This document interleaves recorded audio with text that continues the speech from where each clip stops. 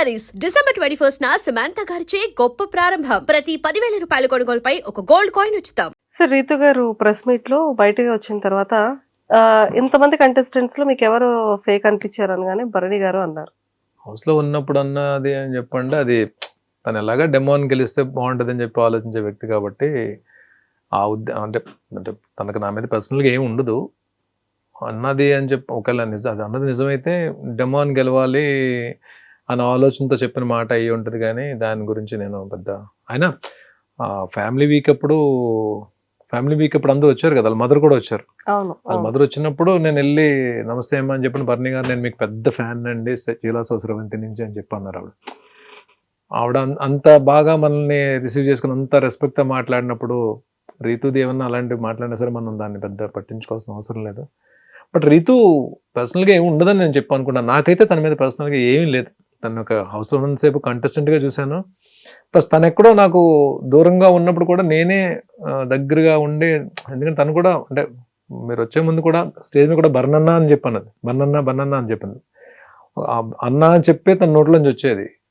అలాంటప్పుడు తను అంటే ఏం మాట్లాడినా తన గురించి పెద్దగా మనం అన్న అని పిలిచిన అమ్మాయి గురించి మనం ఎందుకంటే ఒక తను ఏమైనా మాట్లాడినా తెలియకైనా మాట్లాడినా మనం దాని గురించి సీరియస్గా తీసుకోవాల్సిన అవసరం లేదు. బయట మళ్ళీ ఇప్పుడు ఎవరెవరి గురించి కామెంట్స్ చేసుకున్నా సరే ఎండ్ ఆఫ్ ద డే ఏదో ఒక రోజు తను నేను కలిసి వర్క్ చేయాల్సి వస్తుంది కదా, ఎక్కడో ఏదో ప్రాజెక్ట్ వర్క్ చేయాల్సి వస్తుంది కదా. అలా తను కనిపించినప్పుడు నేను మనస్ఫూర్తిగా పలకరించాలి, తను కూడా మనస్ఫూర్తిగా పలకరించాలి. ఇవన్నీ జస్ట్ పార్ట్ ఆఫ్ గేమ్ అండి. మనం దాని గురించి వస్తుంది. సూపర్. అండ్ స్టేజ్ మీదకి వచ్చేసేటప్పటికి అంటే యమదొంగలో డైలాగు లీలగా అంత పెద్ద డైలాగ్ని ఒక సింగిల్ టేక్లో అంత స్ట్రాంగ్గా చెప్పేశారు సార్ కదా. రష్మిక గారు కూడా హార్ట్ని ఇలా ఇచ్చారు మీకు. వచ్చిందా? వచ్చింది. ఎక్కడ పెట్టారు హార్ట్ని? ఎక్కడ పెట్టుకున్నారు? హార్ట్ని ఎక్కడ పెడతామండి? హార్ట్ని మనం ఆవిడ ఏంటంటే అది ఆర్టిస్ట్గా ఆవిడ ఎక్కడో ఇంప్రెస్ అయ్యారు. ఇంప్రెస్ అయ్యి ఇచ్చిన కాంప్లిమెంట్ అది. బట్ సార్ కూడా హోస్ట్ సార్ కూడా భరణి ఫెంటాస్టిక్ భరణి అని చెప్పాను. నాకు సార్ చాలా ఈ స్కిట్స్ చేస్తున్నప్పుడు చాలా సార్లు నాకు సార్ నన్ను కాంప్లిమెంట్స్ ఇచ్చారు. లక్కీగా మంచి స్కిట్స్ పడ్డాయి. నాకు ఫస్ట్ నుంచి కూడా నాకు డైలాగ్స్ పెద్ద డైలాగ్స్ చెప్పడం నాకు చాలా ఇష్టం.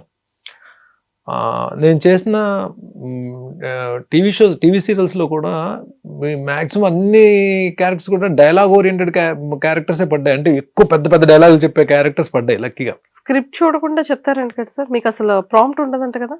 ప్రాంప్ట్ తీసుకోనండి. సీరియల్స్ కూడా నేను ప్రాంప్ట్ తీసుకోలేదు. ఇది అంటే నేను ఫస్ట్ వర్క్ చేసిన ఆర్టిస్టులు మేబీ అది వాళ్ళ ఇన్ఫ్లుయెన్స్ పడిందేమో. కౌశిక్ ఒకడు, హరిత గారు వీళ్ళెవరు కూడా ప్రాంప్టింగ్ తీసుకునే ఆర్టిస్టులు కాదు వీళ్ళు. సో ఆ ప్రాంప్టింగ్ తీసుకోకుండానే వర్క్ చేయడం అలవాటైంది. అది సినిమాలోకి వచ్చేటప్పుడు అది మనకి హెల్ప్ అవుతుంది. సినిమాలో ప్రాంప్టింగ్ ఉండదు కదా, మాక్సిమం ఉండదు ప్రాంప్టింగ్. సో మనకి అది హెల్ప్ అవుతుంది మనకి. సో అదే అలాగే నేను ఆ డైలాగ్ అప్పటికప్పుడు అనుకుని చెప్పిన డైలాగ్. బట్ అది అప్పటికీ నాకు ఎక్కడో చిన్న డిసాటిస్ఫాక్షన్ ఉంది. అంటే ఆ ఫ్లో అన్నది ఎక్కడో చిన్నది మిస్ అయింది అనిపించింది నాకు. బట్ అంటే ఇంకొంచెం టైం దొరికితే ఇంకొంచెం బాగా కమాండబుల్గా చెప్తాను. కానీ ఆ ఎండ్ నాకు నచ్చింది. ఎండ్ రియాక్షన్ అయితే నాకు నచ్చింది. డైలాగ్స్ అయితే బాగానే చెప్తాను అని అనుకుంటున్నా. అది వర్కౌట్ అయింది అక్కడ. సూపర్. అది చాలా బాగుంది. అండ్ అందరూ ఇంప్రెస్డ్ అయ్యారు.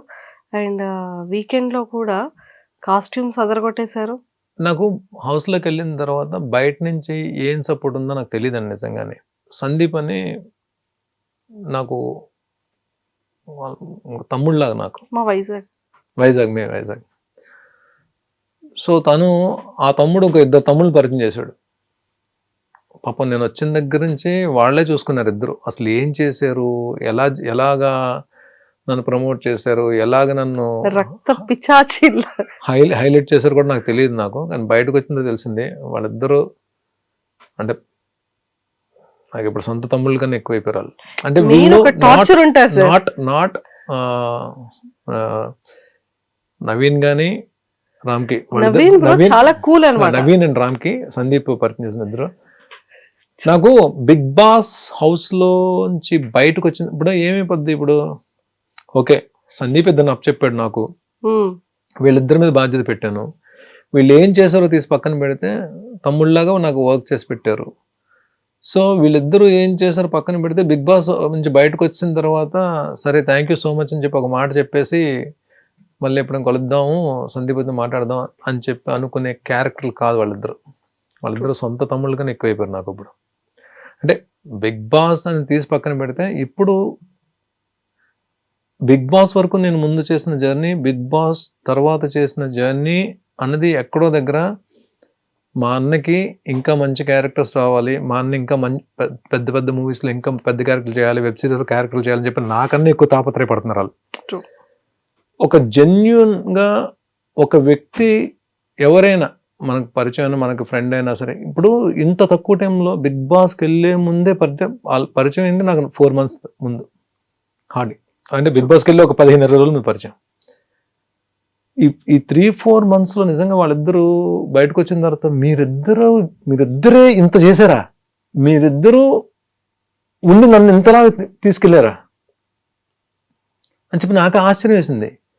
అంటే నిజంగానే సొంత తమ్ముళ్ళు అయినా సరే ఎక్కడో దగ్గర బద్దకించేవారేమో తప్ప వీళ్ళు డే అండ్ నైట్ కూర్చొని ఇద్దరు వర్క్ చేశారంటే నేను అదే చెప్తా.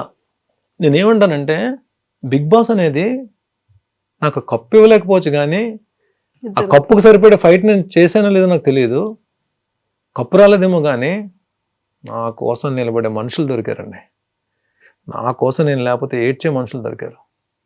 దివ్య కానీ సుమన్ కానీ బయట ఉండి నా కోసం 24 hours round the clock work చేసిన నవీన్ కానీ రామ్కి కానీ ఇంతకన్నా ఏం కావాలండి? ఒక మనిషి కోసం నిలబడే మనిషి దొరికేటంటే అది మామూలు విషయం కాదండి. అలాంటి జెన్యూన్ బాండ్స్ దొరకడం చాలా కష్టం. బాండ్స్ అని చెప్పి అంటారు. ఆ బాండ్సే మనం చివరి వరకు నడిపించేవి. ఆ బాండ్సే మనం చెరిపిన తర్వాత పైకి ఎత్తివి కూడా ఆ బాండ్సే. ఇక్కడ బాండ్స్ అని పేరు పడతాం, కానీ ఆ బాండ్స్ లేకపోతే మనిషి లేడు కదండి. బంధాలు లేకపోతే మనిషి ఎక్కడ ఉన్నాడండి? బంధాలు లేకపోతే మనిషి జీరో. ఇప్పుడు ఆ బంధాలే కదా నేను లోపల ఉన్నా సరే ఇంత పనిచేసే నా కోసం. ఆ ఇద్దరు ఏముంది, చిన్నపిల్లలు ఇద్దరు ఇప్పుడిప్పుడే కెరీర్ స్టార్ట్ అయింది. ఇద్దరు ఇంజనీరింగ్ ఫినిషర్స్ వచ్చారు, ఇద్దరు కుర్రాళ్ళు ఇద్దరు. జెమ్ ఆఫ్ గైస్ ఇద్దరు. ఎంత మంచి క్యాండిడేట్స్ అంటే ఇద్దరు అసలు. అంతే, ఒక్కొక్కసారి మనం కొన్ని ప్లాన్ చేసుకోం, అవి జరిగిపోతుంటే మనకి అంటే ఆత్మీయులు అయిపోతారు. మనం చూడండి, ఇప్పుడు నాగబాబు గారు స్టేజ్ మీదకి వచ్చినప్పుడు ఆయన హౌస్లో ఉన్నాను నేను, ఆయన ఫ్యామిలీ వీక్లోకి వచ్చి బర్నీ నా ఆత్మీయుడు, నా తమ్ముడు అని చెప్పి అన్నారు. హౌస్లో ఉండడం వల్లనే కదా అంత నేషనల్ టెలివిజన్లో అంత ప్లాట్ఫామ్ ఉంది. ఆయన వచ్చి ఆ మాట అంటే నాకేంటి అంటే ప్రపంచానికి బర్నీ ఏంటో చెప్పారు, నాకు బర్నీ ఇదని చెప్పి. అలాగే వీళ్ళు నేను బయటకు వచ్చిన తర్వాత రేపొద్దున్న వీళ్ళు నా కోసం ఎంత నిలబడినప్పుడు వాళ్ళ కోసం నేను నిలబడిపోతే వెర్ ఇస్ ద క్యారెక్టర్ ఉంది. True, it's not about life, it's in the reality show also. మనిషి కోసం మనిషి నిలబడడం అన్నది లైఫ్లోనే రియాలిటీ షోలోనే జరుగుతుందండి. అది హ్యాపెన్స్.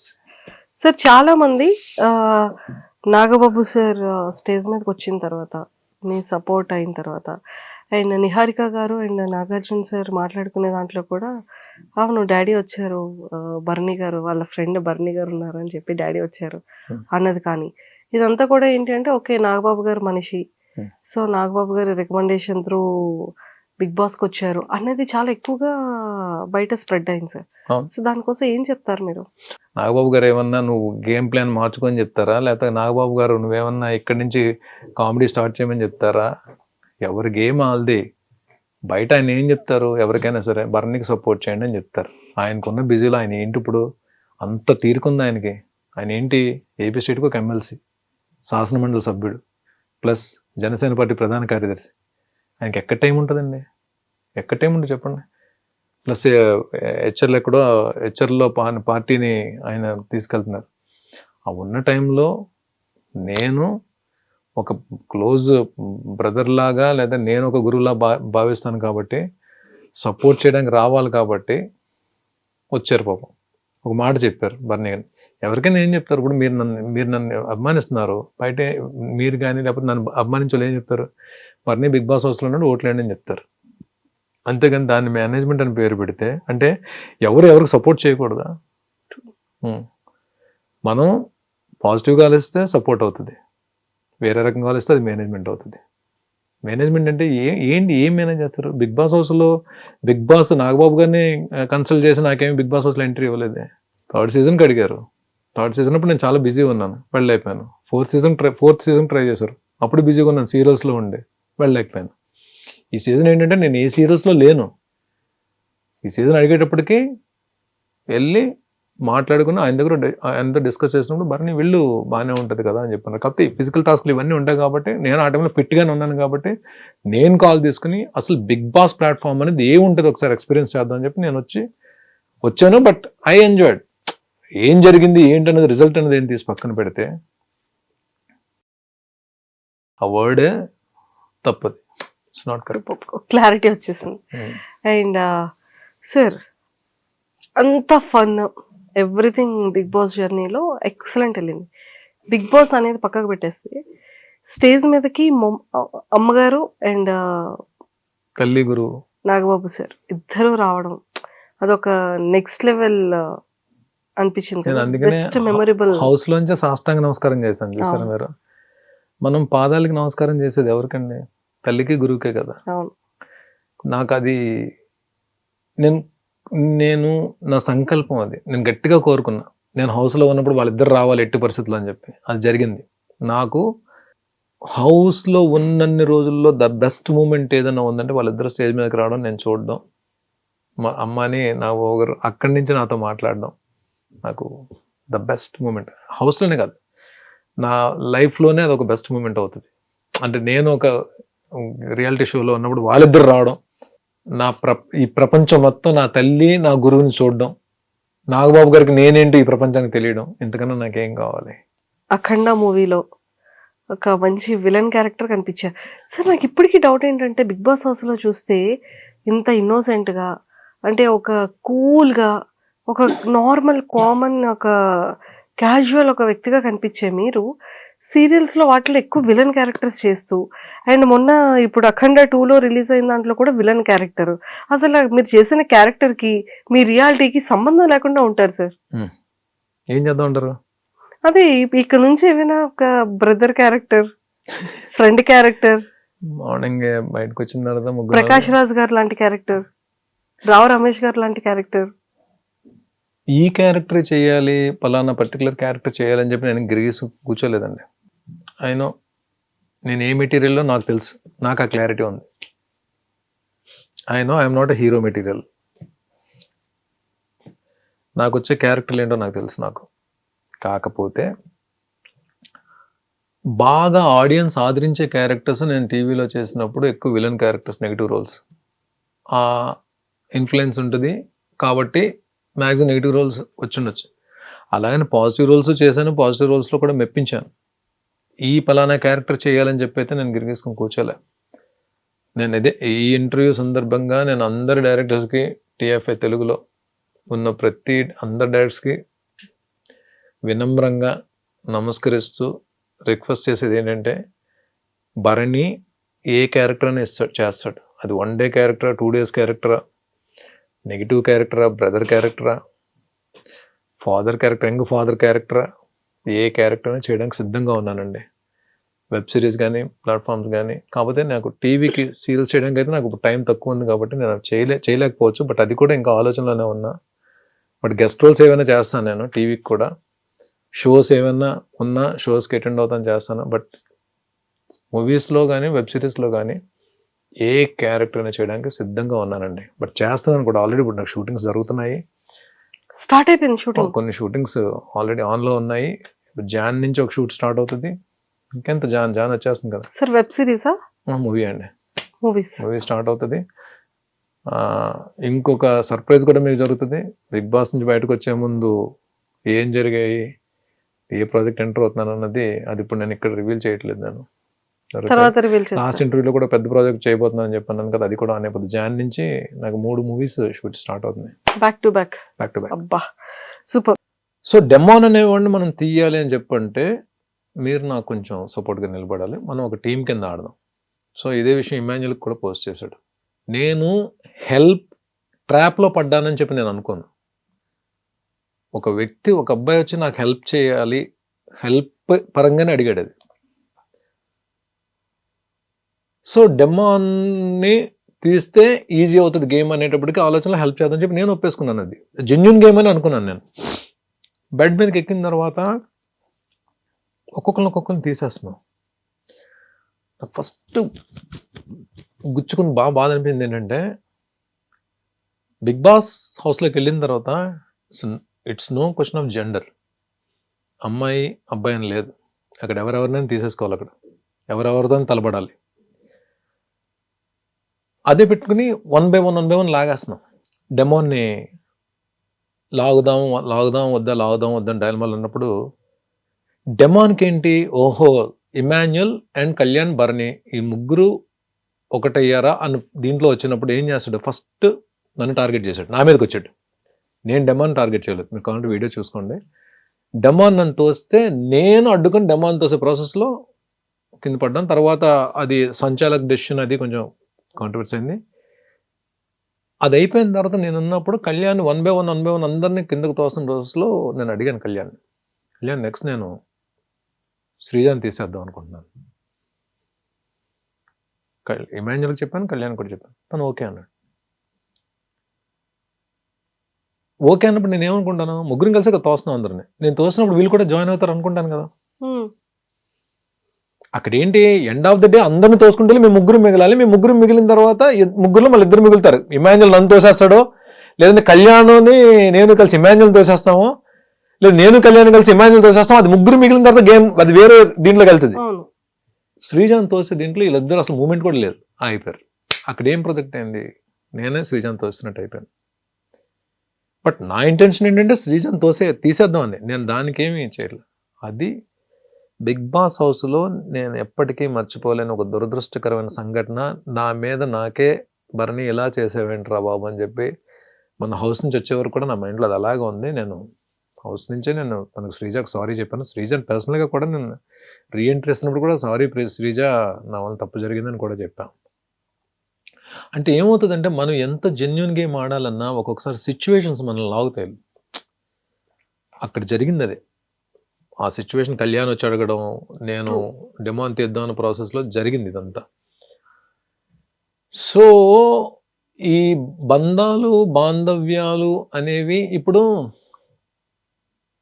సుమన్ తోటి డే 1 నుంచి అంటే ఎక్కడ డిస్టర్బెన్స్ లేని ఒక బాండ్. మా ఇద్దరిది కూడా బ్రదర్స్ బాండే కదా, ఎంత క్లోజ్గా ఉన్నా సరే. బట్ సుమన్ బాండ్ గురించి ఎవరు కామెంట్ చేయరు. సుమన్ బాండ్ గురించి ఎవ్వరు కామెంట్ చేయరు అసలు. సుమన్ అనే బాండ్ అని మర్చిపోయారు. ఎప్పుడు దివ్య ఎలిమినేట్ అయ్యేంత వరకు కూడా సుమన్ బాండ్ మర్చిపోయారు. సుమన్తో క్లోజ్గా ఉంటున్న సంగతి ఎవరికి అవసరం లేదు అసలు. ఎందుకంటే తనుజ గురించి ఎక్కడైనా నేను ఇబ్బంది పడి బాధపడినా, దివ్య గురించి నేను ఇబ్బంది పడి బాధపడినా సరే, నేను షేర్ చేసుకునే ఏకైక పర్సన్ సుమనే. సుమనే చాలాసార్లు అని చెప్పి తన పాపం చాలా విషయాల్లో నిలబడేవాడు. దివ్య సెకండ్ రీఎంట్రీ తర్వాత నాకేంటి అంటే, ఇప్పుడు ఒక వ్యక్తి మీరు ఒక ప్లేస్లో ఒక ఇద్దరితోటి ఒక ఎఫెక్షన్ స్టార్ట్ అయిందండి. ఒక అండర్స్టాండింగ్స్ కానీ ఒక ఎఫెక్షన్ స్టార్ట్ అయింది. అదేంటి ఒక హెల్దీ ఒక బ్రదర్హుడ్, అంటే ఒక అన్నగా ఒక అమ్మాయిని, ఫాదర్గా ఒక అమ్మాయిని చూసుకున్నప్పుడు వెళ్ళి ఇద్దరిని అంటే దూరం పెట్టేసి గేమ్ ఆడడం అది ఎంతవరకు కరెక్ట్ నాకైతే అనిపించలే. నేను ట్రై చేశా, ఇద్దరిని దూరం పెడితే అసలు వాళ్ళ రియాక్షన్ ఎలా ఉంటుంది, అంటే గేమ్ పరంగా రియాక్షన్ ఎలా ఉంటుంది, అంటే మామూలు ఇండివిజువల్గా రియాక్షన్ ఎలా ఉంటుంది అని చెప్పి ట్రై చేస్తే ఎక్కడో స్టిల్ దే ఆర్. ఆ ఇన్సిడెంట్స్ కూడా చూడండి, మనం ఒకటి అనుకుంటే బిగ్ బాస్ హౌస్లో ఎందుకు పెట్టారో ఎక్స్పెక్ట్ ద అన్ఎక్స్పెక్టెడ్. వెళ్ళిన సెకండ్ డే ఆ ఫిజికల్ టాస్క్లో ఇద్దరం గట్టి దెబ్బలాడుకున్నాం. స్విమ్మింగ్ పూల్లో పడ్డాను, ఆ రైలింగ్ కొట్టిన రిబ్స్ తేడా అయిపోయి వచ్చి మళ్ళీ తనను లాక్ చేశాను. రిబ్స్ తేడా అయినా సరే వచ్చి లాక్ చేశాను మళ్ళీ. డిమాండ్ అయిపోయింది, హాస్పిటలైజ్ అయ్యాను. డాక్టర్స్ ఏమో రిబ్ ప్రాబ్లం ఉందని చెప్పన్నారు, ఈ రైట్ లిబ్ ఏమో ఫ్లోట్ అవుతుంది. సో స్టిల్ లక్కీగా స్కాన్లో నాకు ఫ్రాక్చర్ లేదని చెప్పన్నారు. ఓన్లీ ఈ పక్క దుమ్ము మాత్రం కదులుతుంది అటు ఇటు. దానికి సెపరేట్ ట్రీట్మెంట్ ఏం లేదు. పెయిన్ వస్తే పెయిన్ కిల్లర్ వేసుకోవాలి, హీల్ అయ్యేంత వరకు అలా వదిలేయాలి దాన్ని. సో నేను పడుకొని లెగిచేటప్పుడు ఎవరో ఒకరు హెల్ప్ కావాలి. బిగ్ బాస్ ఒక వ్యక్తి నిఖిల్ హెల్ప్ ఇచ్చారు. బట్ స్టిల్ నేను అడగకపోయినా పాపం తనే ఎంటర్ అయిపోయి, తనే నన్ను చూసుకుంటూ, తనే నాకు మెడిసిన్స్ తీసుకుని ఎప్పటికప్పుడు మెడిసిన్స్ ఇస్తూ, నిజంగా అంత చిన్న అమ్మాయి అంత మెచ్యూర్డ్గా ఒక వ్యక్తి గురించి నిలబడిపోయి అయినో నేను ఫస్ట్ టైం ఎగ్జిట్ ఎలిమినేట్ బయటకు వచ్చినప్పుడు 3 రోజులు ఏడ్చింది పాపం హౌస్లో తను.